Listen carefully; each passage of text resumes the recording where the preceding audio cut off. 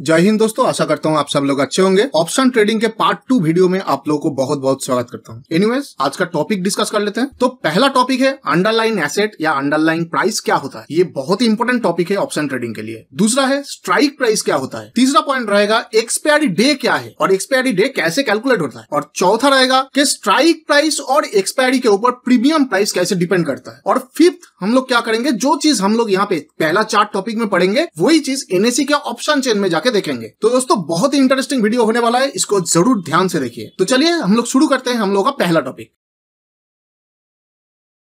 तो दोस्तों आज हम लोग का पहला टॉपिक है अंडरलाइन एसेट और अंडरलाइन प्राइस क्या होता है। तो दोस्तों पार्ट 1 वीडियो इसलिए मैंने बोला बहुत जरूरी है, अगर नहीं देखे हैं उसको जरूर देखिए। पार्ट 1 वीडियो में मैंने समझाया था कि एक ऑप्शन एक इंश्योरेंस की तरह होता है, एक इंश्योरेंस कॉन्ट्रैक्ट की तरह होता है, और एक ऑप्शन का खुद का कोई प्राइस एक्शन नहीं होता है। तो अगर ऑप्शन का प्राइस एक्शन नहीं होता है तो प्राइस एक्शन किसका होता है? प्राइस एक्शन होता है अंडरलाइन एसेट का। उसी के प्राइस एक्शन के बेसिस पे ऑप्शन को ट्रेड किया जाता है। इसीलिए ऑप्शन प्राइस मूवमेंट को अगर समझना है तो अंडरलाइन एसेट का प्राइस मूवमेंट समझना बहुत जरूरी है। तो अंडरलाइन प्राइस किसको बोलेंगे? अंडरलाइन प्राइस है कि जो एसेट के ऊपर आपने ऑप्शन खरीदा है, मतलब जो अंडरलाइन एसेट है उसका जो करंट या स्पॉट प्राइस चल रहा है उसी को हम लोग अंडरलाइन प्राइस बोलते हैं। इसको मैं एक एग्जांपल के साथ समझाता हूँ। अगर आपके पास कोई कार या बाइक है तो आप उसके लिए इंश्योरेंस तो खरीदते होंगे। तो यहाँ पे जो कार या बाइक है वो है आपका अंडरलाइन एसेट, क्योंकि उसी के बेसिस पे आप इंश्योरेंस खरीदते हो। और यहाँ पे अंडरलाइन प्राइस क्या है? आपका जो कार या बाइक है उसका जो करंट मार्केट प्राइस चल रहा है वो होगा आपका अंडरलाइन प्राइस। और जो इंश्योरेंस आपने खरीदा है वो क्या है? वो है ऑप्शंस। तो जैसे आप देखते हो कि अगर आप कोई कार या बाइक फर्स्ट हैंड या सेकंड हैंड खरीदते हो तो उसका जो कंडीशन है उसके ऊपर डिपेंड करता है कि आपका इंश्योरेंस का प्राइस कितना होगा, ज्यादा होगा, कम होगा, क्या होगा। और उसी तरीके से ट्रेडिंग के लिए भी जो अंडरलाइन एसेट है उसी के कंडीशन के ऊपर डिपेंड करता है कि ऑप्शन का प्राइस क्या होगा। तो चलिए हम लोग दूसरे टॉपिक पे जाते हैं।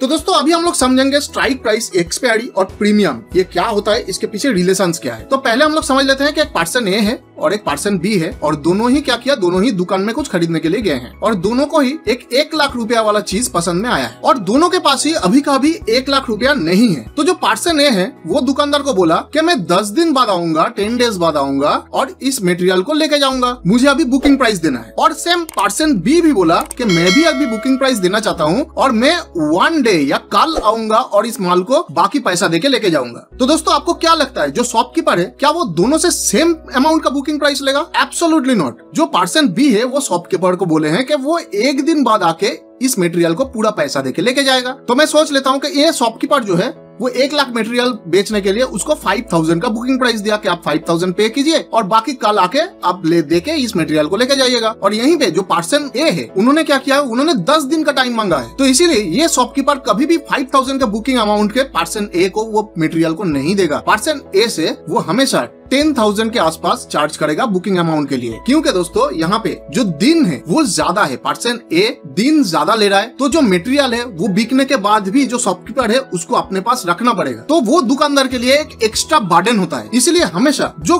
कम दिन वाला बुकिंग प्राइस है वो कम होता है और जो ज्यादा दिन वाला बुकिंग प्राइस है वो ज्यादा प्राइस के लिए, मतलब जो बुकिंग प्राइस है वो ज्यादा देना पड़ता है। तो अगर इस एग्जाम्पल को मैं पकड़ूं तो यहाँ पे दोस्तों जो ये 1 लाख रुपया है ये हो गया आपका स्ट्राइक प्राइस, मतलब पर्सन ए और पर्सन बी दोनों ही 1 लाख रुपया का स्ट्राइक प्राइस वाला ऑप्शन खरीदा है। जो एक्सपायरी है वो है पर्सन बी के लिए 1 डे और पर्सन ए के लिए 10 डेज। और वहीं पे जो प्रीमियम है वो पर्सन ए के लिए कम होगा क्योंकि उसका एक्सपायरी पास है तो 5000 का प्रीमियम है। जिसका एक्सपायरी ज्यादा दूर है उसके लिए प्रीमियम भी ज्यादा होगा। और एग्जैक्टली ट्रेडिंग पे यही होता है, आप सेम स्ट्राइक प्राइस का डिफरेंट एक्सपायरी में आप देखेंगे तो डिफरेंट प्रीमियम आपको देना पड़ता है। तो इसी को और एक एग्जांपल के साथ देखेंगे ताकि पूरा कॉन्सेप्ट क्लियर हो जाए। तो दोस्तों अभी हम लोग एक डिफरेंट एग्जांपल लेते हैं। यहाँ पे भी जो पर्सन ए है और पर्सन बी है दोनों ही दुकान पे गए हैं, लेकिन जो पर्सन बी है उसको एक 50,000 वाला प्राइस का जो चीज है वो पसंद में आया है और जो पर्सन ए है उसको 1 लाख वाला चीज पसंद में आया है। और सोच लेते हैं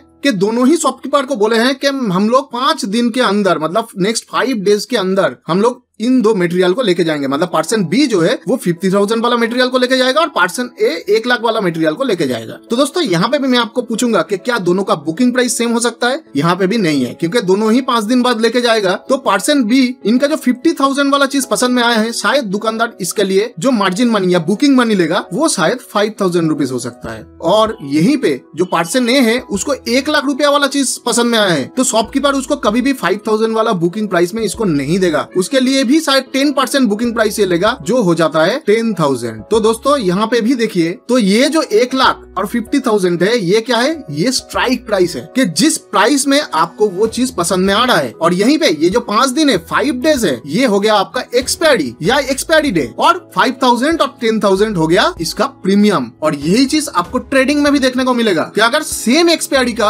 आप डिफरेंट स्ट्राइक प्राइस का ऑप्शन चूज करेंगे तो आपका प्रीमियम भी डिफरेंट हो जाएगा। तो दोस्तों आशा करता हूँ स्ट्राइक प्राइस, एक्सपायरी और प्रीमियम, इन तीनों को मैं आपको समझा पाया और इन तीनों के बीच में जो रिलेशन है उसको भी मैं आपको समझा पाया। तो अभी हम लोग थोड़ा सा एसेंशियल कुछ इन्फॉर्मेशन जान लेते हैं और उसके बाद हम लोग ऑप्शन चेन में जाएंगे। तो दोस्तों यहीं पे मैं रिक्वेस्ट करना चाहूंगा कि अगर ये वीडियो आपको पसंद आ रहा है तो इस वीडियो को लाइक और चैनल को सब्सक्राइब जरूर कर लीजिए। आप लोग लाइक सब्सक्राइब करते हो तो मुझे बहुत खुशी मिलती है। लेकिन दोस्तों कोई इतना मेहनत से अगर मैं वीडियो बनाऊं और उसका अगर व्यू नहीं आता है, लाइक एंड सब्सक्राइब नहीं आता है, तो नेक्स्ट वीडियो बनाने का मन ही नहीं करता है, क्योंकि दोस्तों एक वीडियो बनाने में बहुत मेहनत लगता है। तो दोस्तों लाइक एंड सब्सक्राइब जरूर कीजिए। तो चलिए आगे बढ़ते हैं।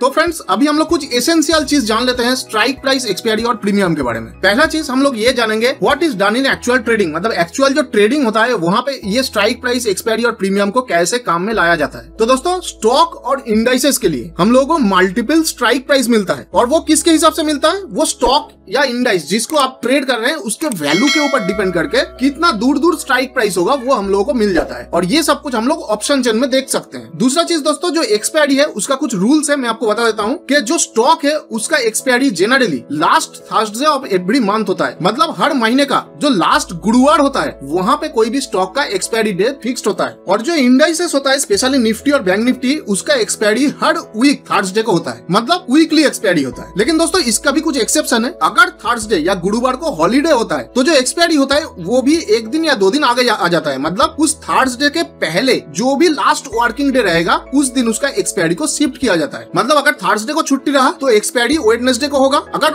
वेडनेसडे और थर्सडे दोनों छुट्टी रहा तो एक्सपायरी ट्यूसडे को होगा। लेकिन यहीं पे फिन निफ्टी का एक्सपायरी थोड़ा सा अलग टाइप का होता है, लेकिन मैं उसको ट्रेड नहीं करता हूँ लो वॉल्यूम के लिए, इसलिए उसको मैं यहाँ पे कवर नहीं कर रहा हूँ, लेकिन वो चीज भी आपको ऑप्शन चेन में मिल जाएगा। तो फ्रेंड्स चलिए अभी हम लोग ऑप्शन चेन में जाते हैं और यहाँ पे जो भी चीज हम लोगों ने देखा उसको हम लोग ऑप्शन चेन में देखते हैं।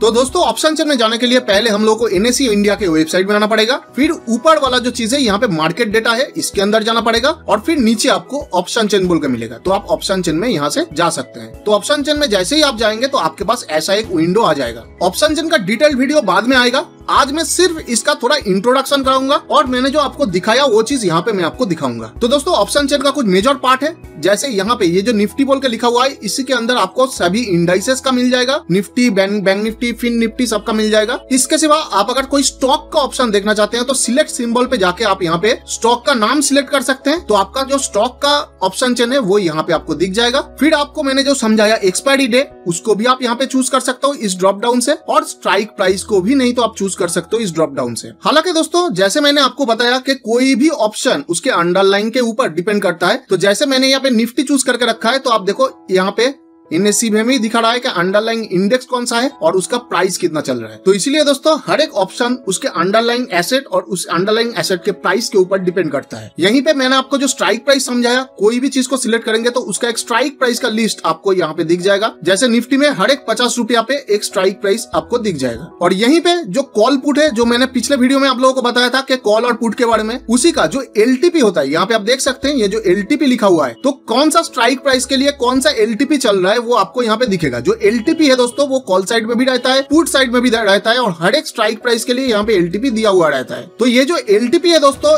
इसी को हम लोग बोलते हैं ऑप्शन का प्रीमियम। तो अभी स्ट्राइक प्राइस का कॉन्सेप्ट सीख लेते हैं दोस्तों। यहाँ पे जैसे मैंने निफ्टी सिलेक्ट करके रखा है और यहाँ पे मैं सोच रहा था यहाँ पे एक्सपायरी डे सिलेक्ट किया हुआ है 2 मार्च का, और यहीं पे मैं एग्जाम्पल के लिए 17,000 का जो स्ट्राइक प्राइस है इसको मैं सिलेक्ट कर रहा हूँ। मतलब इसी से मैं दिखाऊंगा कि मैंने जो आपको समझाया वो कैसे काम करता है। जैसे देखिए 17,000 का स्ट्राइक प्राइस में अगर एक्सपायरी डे में 2 मार्च का सिलेक्ट करता हूँ तो मुझे यहाँ पे कितना प्रीमियम पड़ रहा है, 493.55। और आप देख सकते हैं जितना जितना इधर पे जा रहा है जो प्रीमियम है वो बढ़ता जा रहा है। जैसे मैंने आपको बोला कि प्राइस जो भी एसेट का जो स्ट्राइक प्राइस अगर आप ऊपर नीच करेंगे, प्रीमियम है वो भी ऊपर नीच होगा। और वहीं पे सेम स्ट्राइक प्राइस के मतलब 17,000 का स्ट्राइक प्राइस में ही मैं अगर यहाँ पे 2 मार्च के जगह पे 9 मार्च का सिलेक्ट करता हूँ, मतलब जो एक्सपायरी डे है उसको आगे बढ़ा देता हूँ, तो आप देखो ऑटोमेटिक यहाँ पे जो 17,000 स्ट्राइक प्राइस का प्रीमियम था वो बढ़ गया है। वो 400 रुपया के रेंज से अभी 500 रुपया के रेंज में आ गया है। तो इसीलिए दोस्तों कोई भी जगह पे अगर आपको ऑप्शन के बारे में कुछ बोलना है तो